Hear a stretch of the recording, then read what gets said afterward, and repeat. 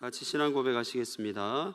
나는 전능하신 아버지 하나님 천지의 창조주를 믿습니다. 나는 그의 유일하신 아들 우리 주 예수 그리스도를 믿습니다.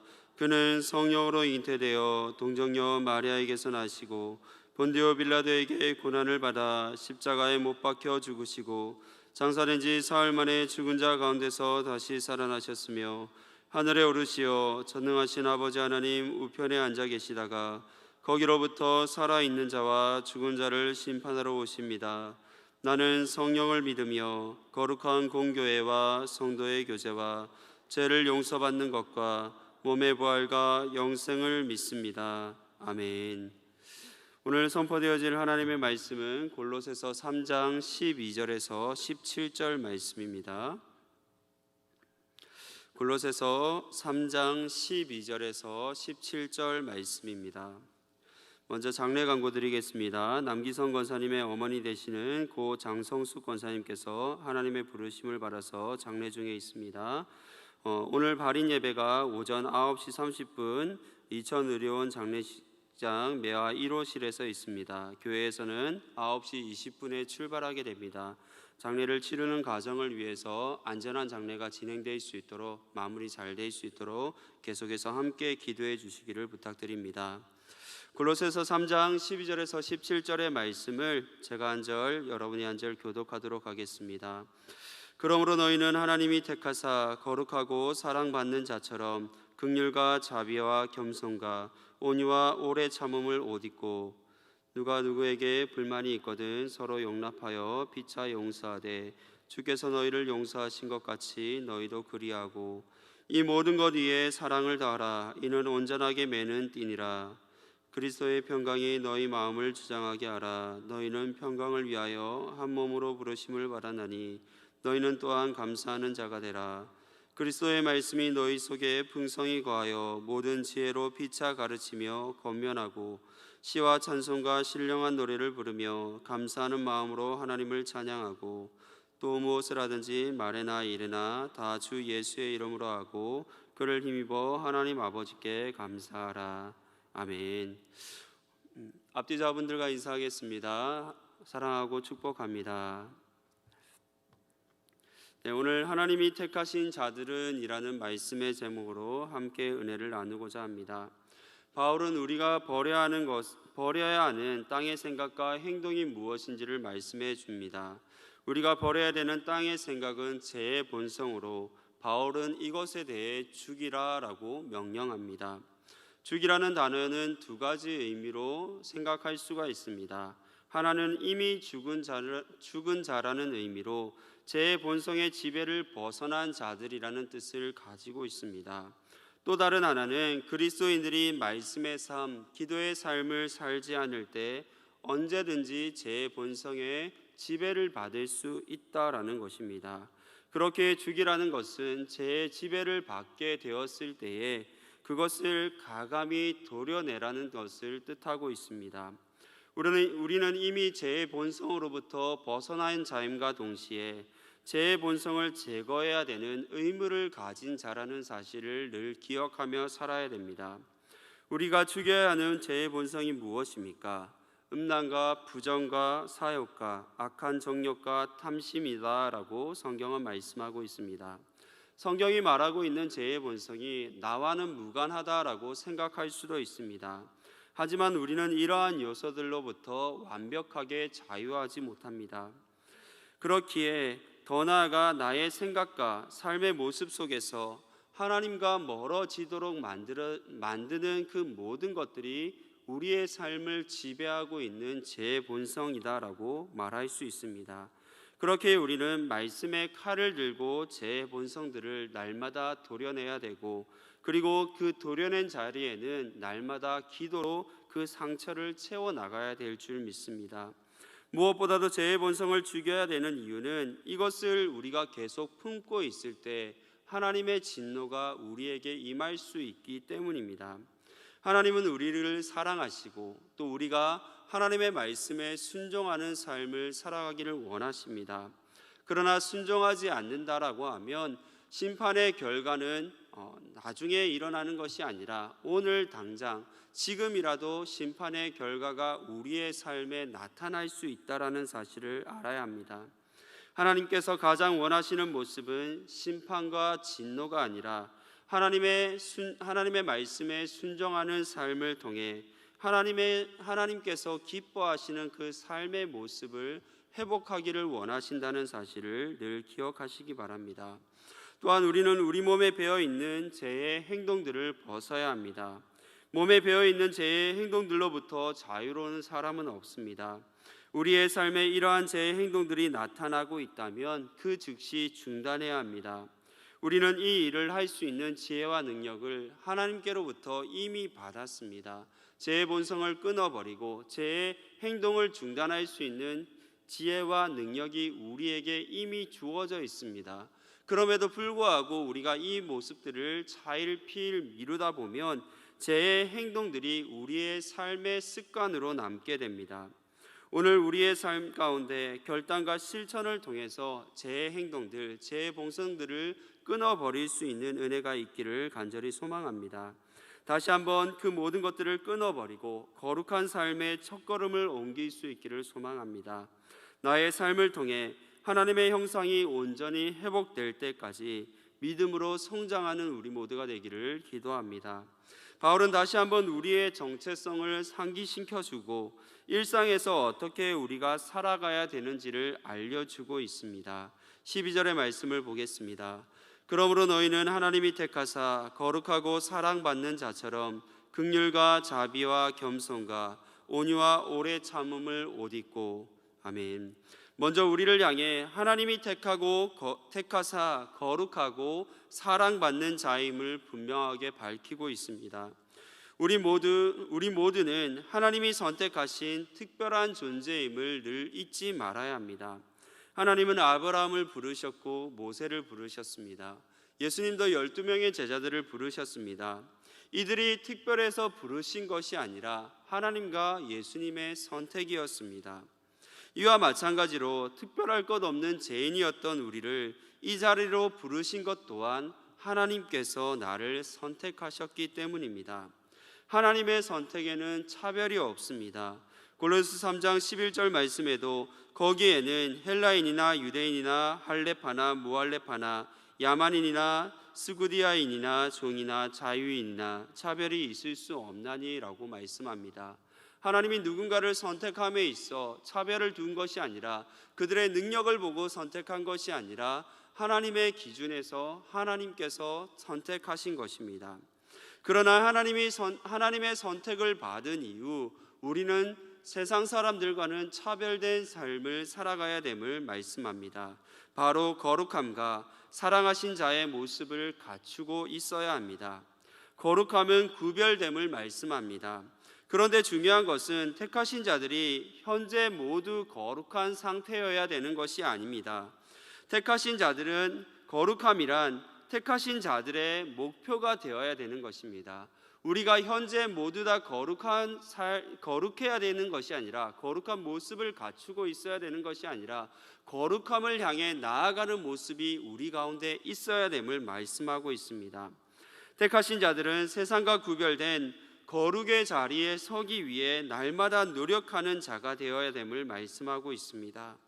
우리가 성도로 불리우는 것은 지금 현재 세상 사람들이 넘볼 수 없는 그 특별한 거룩함을 가지고 있기 때문에 거룩한 자, 구별된 자라고 말하는 것이 아니라 거룩의 자리에 서기 위해서 날마다 말씀을 가까이 하고 또 기도의 자리를 떠나지 아니하며 그것을 위해 예배의 삶을 살아내고 있는 모두를 거룩한 자, 성도라고 부르고 있는 것입니다. 또한 하나님이 택하신 사람들은 사랑받는 자들입니다. 이 자리에 있는 우리 모두는 하나님의 사랑을 받은 자입니다. 사랑하다라는 단어의 뜻에는 즐거워한다라는 뜻도 포함되어져 있습니다. 그렇게 하나님의 관점에서 볼 때 택하신 자들을 바라보며 하나님께서 즐거워하신다라는 뜻도 포함되어져 있습니다. 다시 말해 우리는 하나님의 사랑을 받는 자임과 동시에 하나님 앞에 즐거움을 주는 자들이라는 뜻을 가지고 즐거움을 주는 자들입니다. 마태복음 12장 18절에 보면 보라 내가 택한 종 곧 내 마음에 기뻐하는 바 내가 사랑하는 자로다라고 말씀합니다. 하나님께서 예수님을 보시며 말씀하신 그 내용입니다.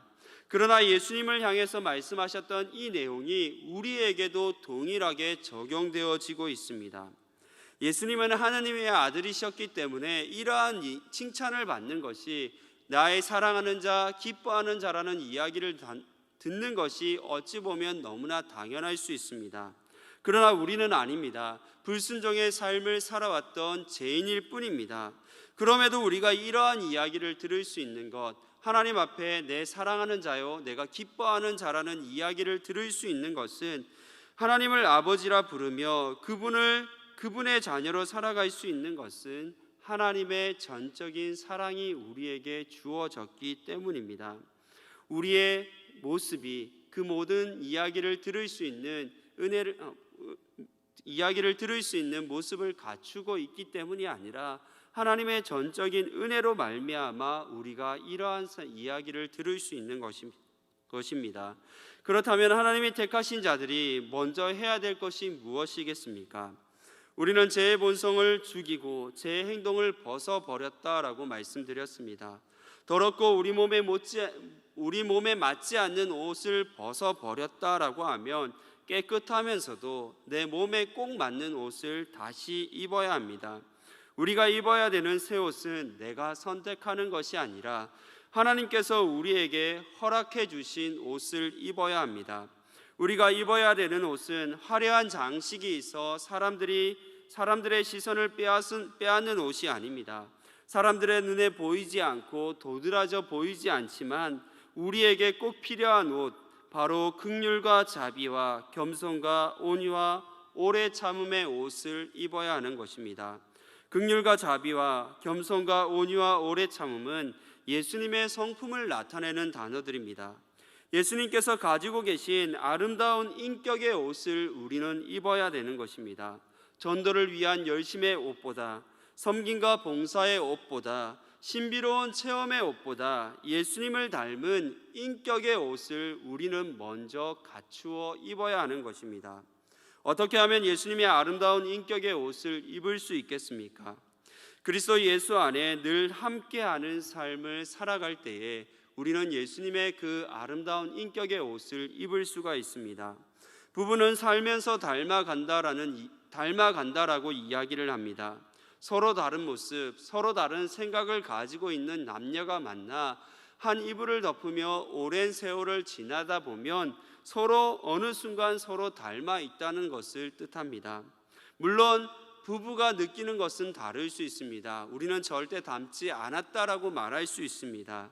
그러나 남들이 보았을 때에 분명 닮은 꼴이 많아져 있다라는 것을 말하는 것을 보게 됩니다.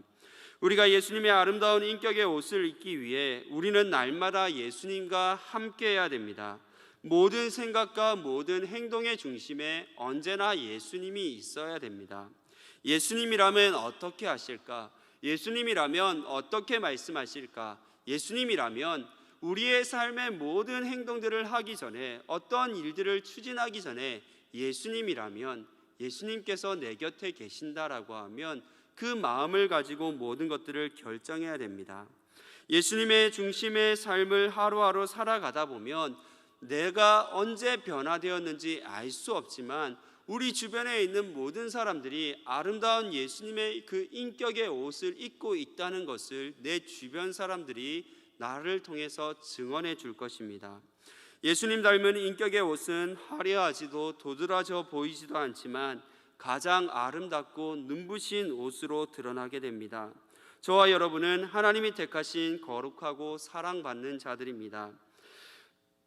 하나님이 택하신 이들에게 허락하신 예수님의 아름다운 인격의 옷을 우리 모두가 입고 살아가기를 간절히 소망합니다. 내가 이 옷을 지금 가지지 못하였다 할지라도 실망하지 마시기 바랍니다. 지금부터 예수님과 동행함으로 한 땀 한 땀 아름다운 인격의 옷을 만들어가는 우리 모두의 삶이 될 수 있기를 기대합니다.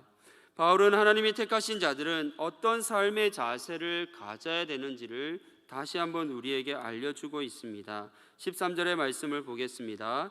누가 누구에게 불만이 있거든 서로 용납하여 피차 용서하되 주께서 너희를 용서하신 것 같이 너희도 그리하고. 아멘. 먼저 용서하는 삶의 모습이 있어야 됩니다. 털어서 먼지 안 나는 사람이 없다라고 말합니다. 삶의 경륜이 길면 길수록 실수도 허물도 결점도 많습니다. 젊은이들은 그와 다르게 또 깊이 생각하지 못해 기성세대와는 다른 또 다른 실수와 허물, 결점들을 안고 살아가고 있습니다. 즉, 이 땅을 살아가는 모든 사람들은 실수하고 결점을 가지고 있고 허물을 가지고 살아가고 있습니다. 그래서 우리가 이러한 부분에 대해 물고 늘어지면 계속해서 문제가 생겨나게 됩니다. 이 땅에 속한 사람들은 다른 사람이 행한 실수, 그들이 가진 허물과 결점들을 약점 삼아 그들과의 경쟁에서 이기려고 노력합니다. 이기기 위해 공격하고 무너뜨리기 위해 상처를 줍니다. 결국 내가 했던 똑같은 방식으로 나도 어려움을 겪게 되는 것이 이 땅에 속한 사람들의 삶의 모습이고 이 땅을 사는 사람들이 가진 악순환의 모습이라 볼 수 있습니다. 그러나 하나님이 택하신 자들은 이런 상황 속에 용납하고 용서하는 삶을 살아야 합니다. 우리의 생각과 마음으로 이해할 수 없고 받아들일 수 없는 일일 수 있습니다.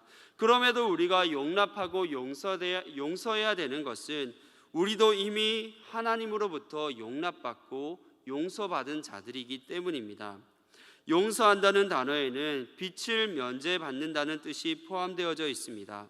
우리는 어떤 대가를 치르더라도 빚을 갚을 수 없는, 면제받지 못하는 죄인들이었습니다. 그런데 하나님께서 값없이 은혜로 우리의 모든 죄의 빚을 탕감해 주셨습니다. 예수님께서 용서와 용납에 대해 제자들의 질문에 70번씩 7번이라도 용서해 줄 것을 말씀하십니다. 말씀하신 것뿐만 아니라 자신을 십자가에 못 박는 그 로마의 병사들의 잘못까지도 용서해 주시는 모습을 볼 수 있습니다. 그리고 우리가 그러한 용납과 용서가 없었다라고 하면 이 자리에 있을 수 있는 사람은 아무도 없을 것입니다. 그렇게 우리 또한 용서하고 용납하는 삶을 살아야 됩니다. 그뿐만 아니라 우리가 속해 있는 교회 공동체 또한 용납하고 용서하는 공동체로 만들어 갈 수 있어야 합니다. 이러한 공동체를 만들기 위해 내가 먼저여야 합니다. 다른 사람이 용납하고 용서해 주기를 기다리는 것이 아니라 내가 먼저 용납하고 용서해 줄 수 있는 모습을 가져야 됩니다. 다른 모든 것을 양보하더라도 이러한 영적인 변화에 있어서만큼은 내가 먼저가 되어야 될 줄 믿습니다. 내가 먼저라는 거룩한 욕심을 가질 수 있는 우리 모두가 되기를 바랍니다. 오늘 내가 먼저 다가가서 용서하고 용납하는 삶을 살아갈 수 있기를 간절히 소망합니다.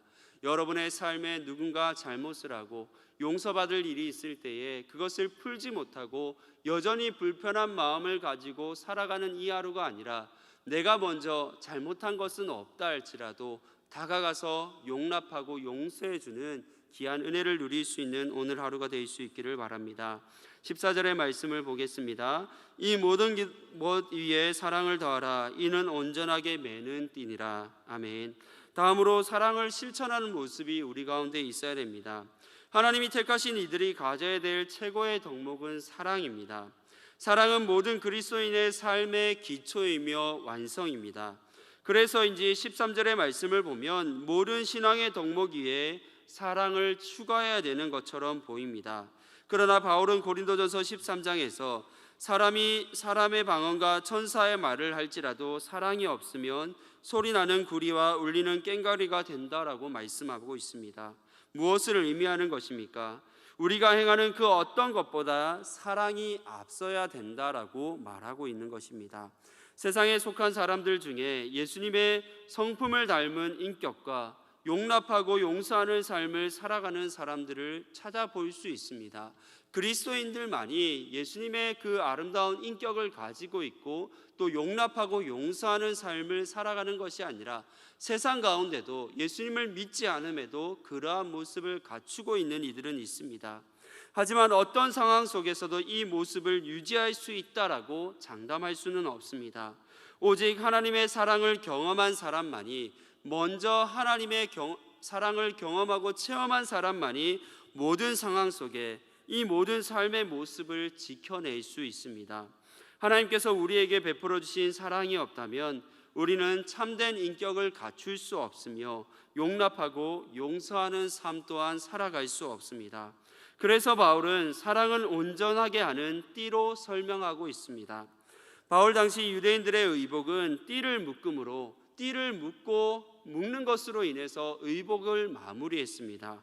어떤 의복을 입더라도 띠를 묶지 아니하면 그 의복은 의복으로서의 가치를 가지지 못하는 것입니다. 이와 마찬가지로 사랑이 없으면 용서의 삶도 훌륭한 인격도 절대 완성될 수 없습니다. 그렇기에 사랑은 모든 것의 기초이며 모든 것의 완성입니다. 하나님이 택하신 이들에게는 하나님의 사랑으로부터 시작되어 하나님의 사랑으로 마무리되는 모습이 날마다 나타나야 됩니다. 오늘 우리가 행하는 모든 일의 시작과 끝이 사랑이 아닌 의무나 직책에 의해 일어나지 않기를 소망합니다.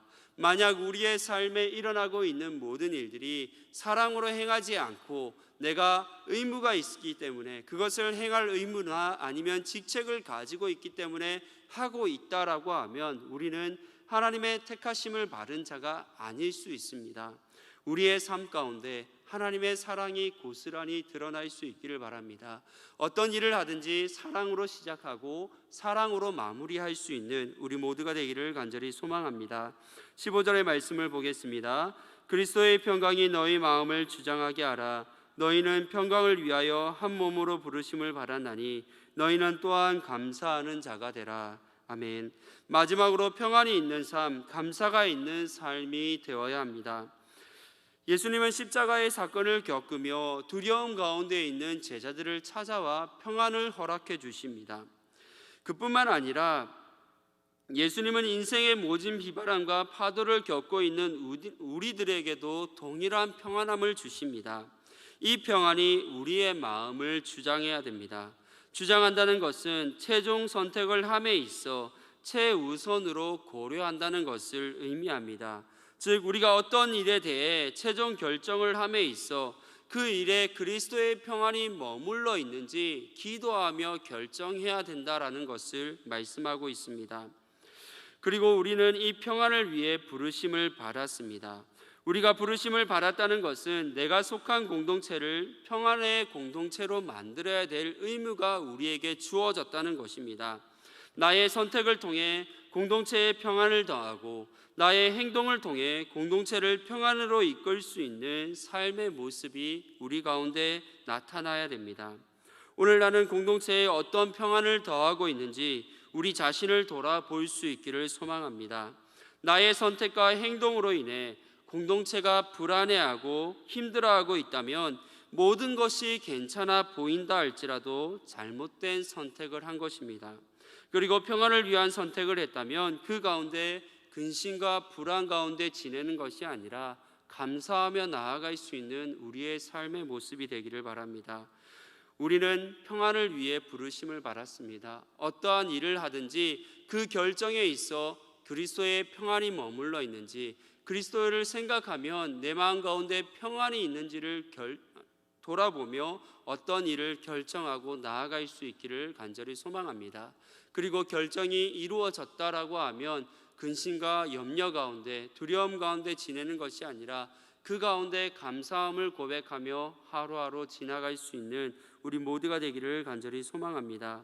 우리는 하나님이 택하신 거룩하고 사랑받는 자들입니다. 예수님의 성품을 닮은 아름다운 인격의 옷을 입고 용서와 사랑, 평안과 감사의 삶을 오늘도 살아낼 수 있는 우리 모두가 되기를 간절히 소망합니다.